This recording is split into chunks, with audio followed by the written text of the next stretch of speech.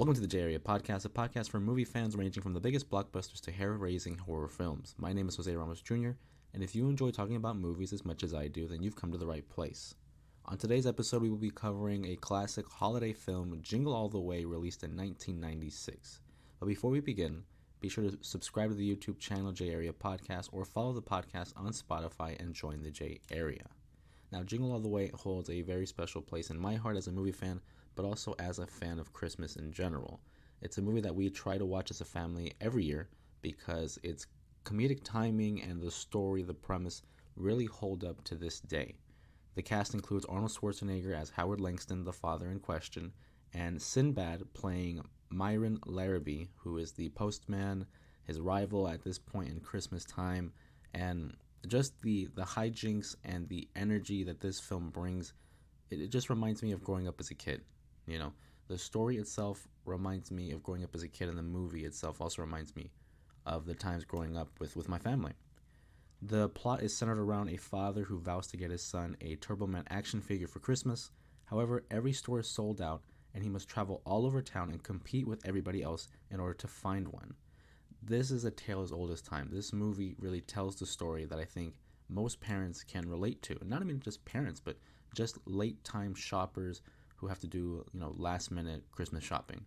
You want to try to find the perfect gift for that special someone, whether it be, a child, a loved one, anyone. And during the holiday season, it's one of the more competitive and one of the more busiest times of the years in terms of shopping. And when one waits till the last minute, you're risking that chance that it's not going to be there. It's not going to be available. So now you're finding yourself running around town, running around all the stores, having to do that last-minute shopping in hopes of finding the one item you really hoped in getting this person. In terms of the production and development of this movie, it really draws inspiration from the high demand for the Cabbage Patch Kids and Mighty Morphin Power Rangers in the early 90s and late 80s. The producer, Chris Columbus, who you might recognize as one of the directors for Harry Potter, the early Harry Potter films, he had a similar experience with the Buzz Lightyear action figure the year prior in 1995. Columbus is quoted as saying that, quote, he was attracted to the dark side of the happiest holiday of the year. It's a story about love and a father's journey to deliver it to the form of a Turbo Man doll. That's what the director said, Brian Levin. And it's Arnold's fourth film as the lead in a comedy. The other comedies that he had been in, Twins, Kindergarten Cop, and Junior, all having success or mixed reviews. I think of those films, Kindergarten Cop was probably my favorite, but with Jingle All the Way, it certainly surpasses all four of these. The director had originally had penciled in Joe Pesci in mind for Sinbad's character Myron, but he went with Sinbad due to the height and size in comparison to Arnold. Filming took place in Minnesota for 5 weeks, and at that time it was the largest film production to ever take place in the state. As for the movie itself, we follow Howard Langston, who's husband to Liz, and father to a 6-year-old named Jamie. He's clearly a workaholic. He misses Jamie's karate class graduation, but he tries to make up to Jamie by getting him that Turbo Man action figure that he's been wanting for Christmas for so long. As he talks to his wife Liz about it, Liz says, well, you got it. And Howard says that, yeah, of course I got it, even though he hasn't. He convinces Liz that the next morning, being Christmas Eve, he has to stop by the office in order to pick up the doll. He tells her that he has to pick it up at work, but really he's going to be going around all the stores and all over the state to try to find it. And in the process, he encounters, a mailman who's having to go through the same situation, late-time shopping, and a last-minute shopping, I should say, in hopes of finding the Turbo Man doll. His interaction with the mailman being Myron, played by Sinbad. And for me, Sinbad really steals each scene that he's in. His energy, his line delivery, he has countless of moments in this film that just really stick out and is very quotable with my family and I. One of the biggest being the scene where Myron encounters the police department in the hallway, and he pretends that the gifts that he's in possession of are from the mail, of course, and he tells them that every year there are gifts that are wrapped up but are actually in disguise as some kind of bomb. He threatens the police department and says, back up, and he's trying to convince them to let him go as they're trying to apprehend him. And just, again, the energy and the line delivery, and then finally he gives it up to the captain of the police department. And we see him start shaking the gift and start examining it and analyzing it and making sure it's okay. He says he was on the bomb squad for 10 years, and come to find out that it was actually a real bomb. And as it blows up in the background, you see Myron fleeing the scene and catch himself and think of the real bomb. And he claims that the world is a sick world with sick people in it, and it's just that type of that humor that I think Sinbad does so well in this movie, and it never ceases to get old. It's always funny. It's always a good time. And with these interactions with Myron, Arnold's character Howard, it presents a great level of importance of buying the perfect gift for his son. He essentially doesn't want Jamie to grow up to be like Myron. And that's not, with any type of disrespect, but it's just Myron kind of grows up to be like this bitter postman because he wasn't able to get the toy that he wanted from his father when he was a child. And so there's a scene, of course, where Arnold, is taking a look at Myron, and he sees Jamie in his place. And I think it's the one fear that any parent has, and it's that the actions that we have towards children can carry such a significant level of importance and influence on them. So he's hoping that he can do right by his son in order to ensure that he grows up to be the man that he hopes he would become. And again, I think this movie has so many layers on top of it. It's not only just a great Christmas movie, but it also has a lot of lessons to be learned in terms of family life, in terms of balancing one's work life and personal life. Yes, work is always going to be there, and that is the means to be able to provide for a family and to provide that income as well as a level of security in one's family. But you cannot put a price on the time with one's family. I know from personal experience, having two parents who were hardworking and always dedicated to their craft and having to put food on the table and pay the bills, but they always found time to spend it with our family. And like I said, you can never put a price on that. So seeing Howard's evolution of being that workaholic who wanted to get the job done, and especially in that first scene where he's having all these types of phone calls, and he ends it with the same line like, "Hey, remember, you're my number one customer," and then having his conversation with his wife Liz, and again on instinct through that muscle memory, he ends their conversation by saying, "You're my number one customer." Just going through the rhythm, going through the flow, and just having done it so many times at his job, it slips his mind that, like, dude, you got to clock out eventually and be with your family. And that's something he struggles with. That's something he struggles with throughout this whole movie. It's probably something he struggled throughout the whole time, in the family. But it's nice to see that he's able to evolve as a man, evolve as a character, and especially evolve as a father, because he can see the level of importance that this Turbo Man doll has for his son Jamie. This is all Jamie wants. He spends all his time watching the shows, talking about the toy, talking about the character.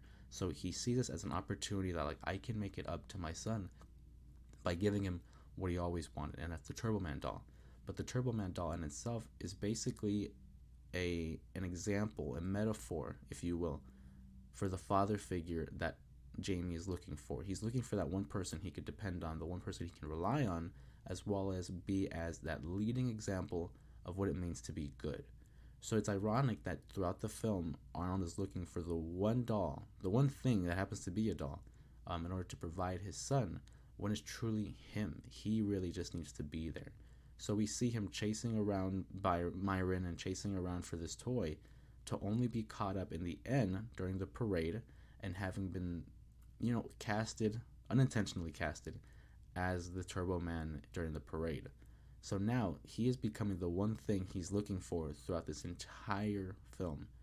And by him fulfilling that role of Turbo Man, it's bringing the two identities together.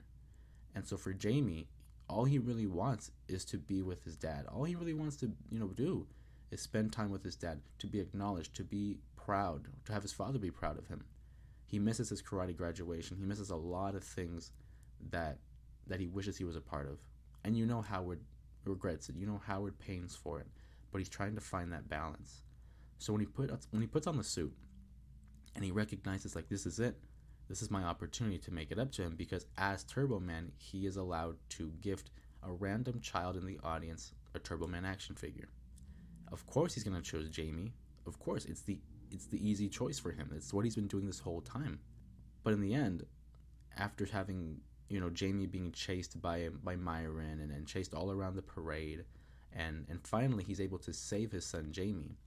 Howard finally gives the Turbo Man action figure to Jamie.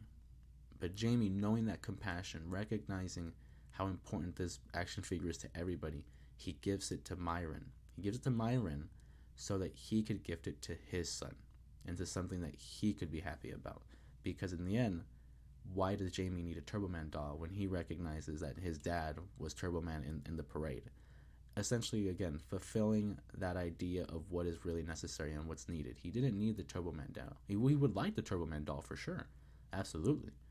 But essentially, it's not what he needed. What he needed was to have his father around. And I think it's again, not just a Christmas movie, not just a Christmas lesson, but it's a lesson that all families, all fathers, all sons, regardless, mothers, daughters, everyone can learn from. Everyone can learn from. And it's even better in the sense of a comedy because it can deal with some heavy themes, some heavy influences on this film. But when you do it in a comedy, you're able to have these moments of levity, have these moments of laughter, where we can just pass the time and have a good time. And I think one of those moments is certainly the warehouse, where Howard is taken by the mall Santa Claus to the warehouse, and he's trying to find a Turbo Man doll.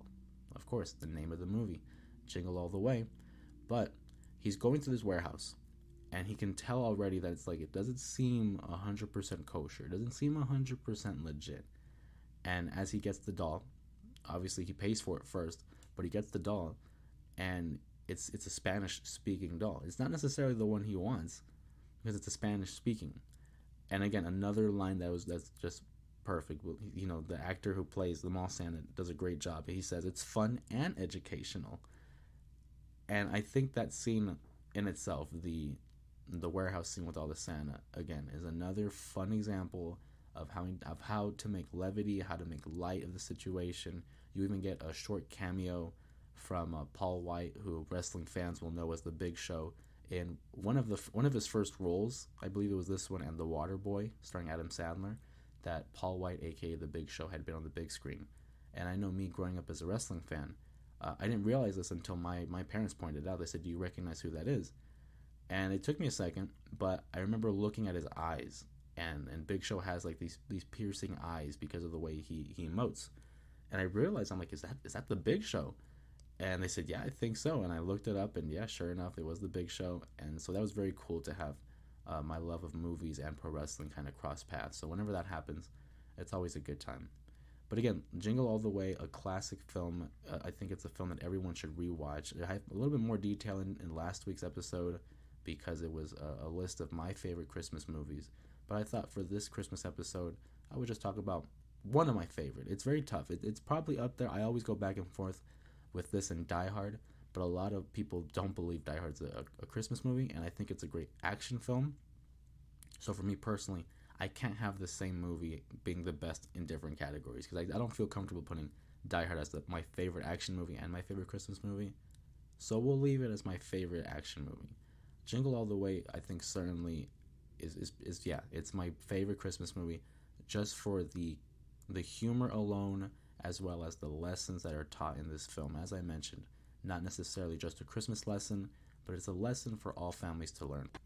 The legacy that Jingle All the Way leaves behind, although it might not be one of the more influential films of all time, and it's certainly not going to make anyone's top films ever, but it further demonstrated that Arnold could play a funny character and provide a diverse acting that would become mainstream, as he could appeal to the action fans and family films.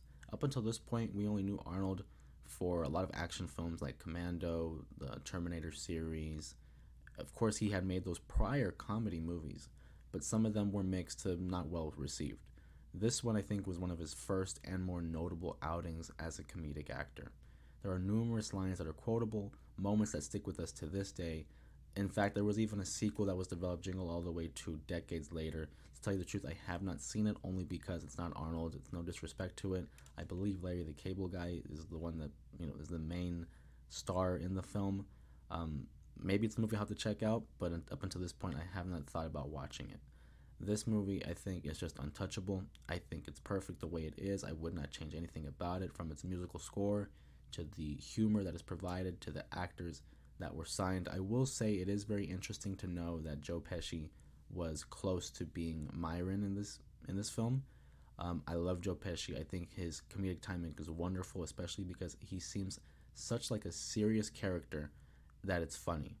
But I think Sinbad nonetheless did a wonderful job. Having those two together, I think, was a great sense of casting.